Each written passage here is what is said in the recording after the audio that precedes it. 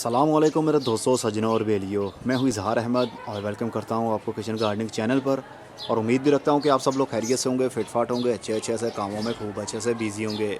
आपको मालूम है, हैंगिंग पॉट के अंदर पौधे लगे हुए और लटके हुए बहुत ही खूबसूरत दिखते हैं, लेकिन हमारी एक परेशानी रहती है कि इसके अंदर कौन सी मिट्टी, कौन सी पॉटिंग सॉइल यूज़ की जाए जिससे पौधों की ग्रोथ भी अच्छी होती रहे और वज़न भी ना पड़े गमलों के अंदर। अगर हम गमलों के अंदर मिट्टी यूज़ करते हैं तो वो नीचे गिर भी सकते हैं और गमला नीचे गिरने की वजह से किसी को नुकसान भी हो सकता है। इसलिए इस वीडियो के अंदर मैं बताने वाला हूँ कौन सी ऐसी पॉटिंग सॉइल आप यूज़ कर सकते हैं हैंगिंग पॉट्स में, जिससे बहुत ही अच्छा और कमाल का रिजल्ट भी मिलेगा और गमला भी काफ़ी लाइट वेट रहेगा। सबसे पहले मैं आपको रिजल्ट दिखा दूं कि कौन सा पॉटिंग सॉइल हैंगिंग पॉट के लिए बहुत ही अच्छा रहेगा। इन दो पॉट्स की मैं बात करूं तो बहुत ही अच्छा रिजल्ट मिला और काफ़ी लाइट वेट सॉइल है ये, और इसके अंदर जो यूज़ किया ये भी लाइट वेट तो है, लेकिन इसके अंदर अच्छा रिजल्ट नहीं मिला। इनके अंदर मैंने कोकोनट हस्क, कोकोपीट और कंपोस्ट का मिक्सचर यूज़ किया और इसके अंदर ओनली पीट मॉस और परलाइट का। अब इसकी ग्रोथ हो रही है, लेकिन इसको आई थिंक 2 या 2.5 या 3 महीने हो चुके हैं, अभी तक इतनी ही ग्रोथ हुई इसकी। लेकिन इस वाले की मैंने कटिंग बहुत ही बाद में लगाई थी, मान लीजिए ये 1.5 महीने में यहाँ तक पहुँच गया, तो इसका मतलब क्या हुआ, इसकी ग्रोथ सबसे अच्छी रही। पीट मॉस और परलाइट का मिक्सचर बहुत ही अच्छा समझा जाता है कटिंग्स लगाने के लिए भी और पौधों को ट्रांसप्लांट करने के लिए भी, लेकिन हैंगिंग पॉट के लिए ये मिक्सचर बहुत ही कमाल का रहा जो आप लोगों के साथ शेयर करने वाला हूँ। इन प्लास्टिक के गमलों के अंदर मैंने 40% कोकोपीट, 40% कोकोनट हस्क और 20% कंपोस्ट मिक्स की।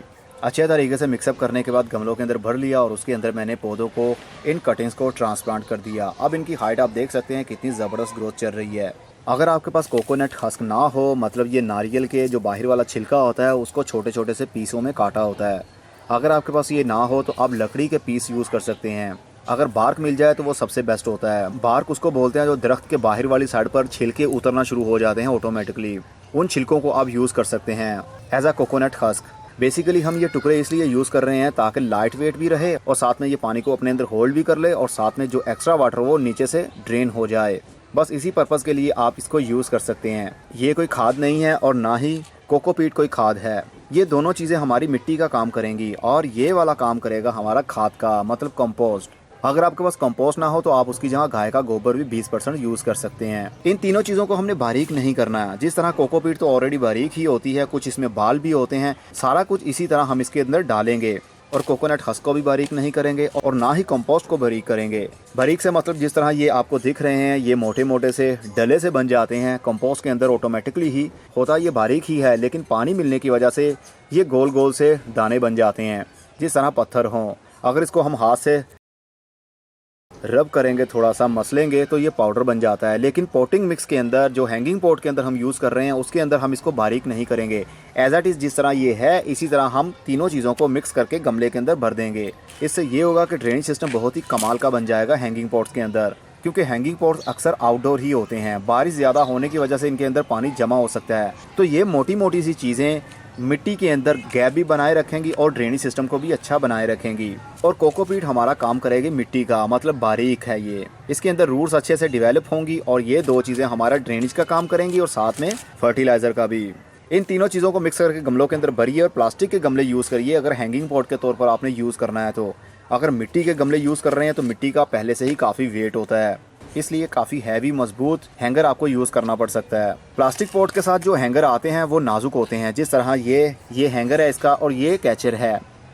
अगर इस गमले के अंदर हम मिट्टी भर देते हैं और ऊपर खूबसूरती के लिए हम मार्बल स्टोन डाल देते हैं, मतलब पत्थर डाल देते हैं, तो ये छोटे छोटे से कैचर ज़्यादा देर तक टिक नहीं पाते। गर्मी की हीट होने की वजह से और टाइम टू टाइम ये आउटडोर पड़े रहने की वजह से ये कड़क होने लगते हैं, सख्त हो जाते हैं और एक टाइम आता है ये टूट जाते हैं। इसलिए अगर एक भी कैचर टूट गया तो बाकी के 2 भी टूट जाएंगे और ये नीचे गिरने की वजह से किसी को नुकसान भी हो सकता है। इसलिए प्लास्टिक के पॉट्स के अंदर बहुत ही लाइट वेट सॉइल आप यूज़ करिए।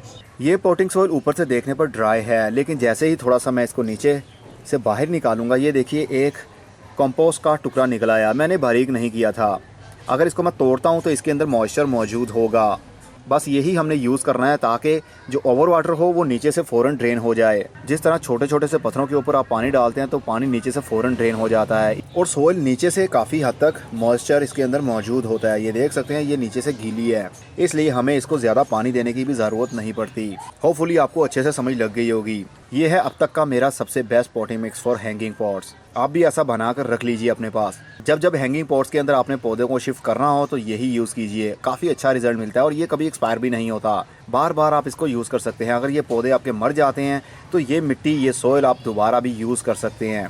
अब मैं चलता हूँ, खुदा हाफिज़, goodbye, see you and ta-ta, और अपना बहुत सा ख्याल रखिएगा।